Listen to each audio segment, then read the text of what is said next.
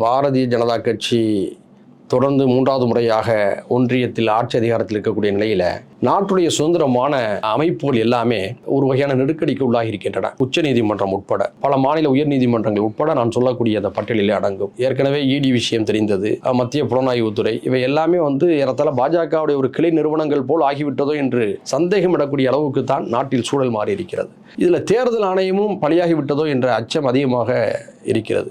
காரணம், கடந்த நாடாளுமன்ற தேர்தலில் நீங்கள் பார்த்தால் மாலை 7 மணிக்கு பிறகு தேர்தல் ஆணையத்துடைய அந்த இணையதளத்தில் வெற்றி தோல்விகளை பதிவு செய்வது நிறுத்தப்பட்டது. நள்ளிரவு வரை, மாலை 7 மணிக்கு தொடங்கி நள்ளிரவு வரை ஒரே வகையான எண்ணிக்கையை தான் காட்டிக் கொண்டிருக்கு. எந்த தொகுதி ஏற்றமோ அல்லது ஒவ்வொரு அணிகளுடைய வெற்றி தோல்விகளுடைய ஏற்ற இறக்கங்கள் எதுவுமே காட்டப்படவில்லை. அப்போதே சந்தேகம் இருந்தது.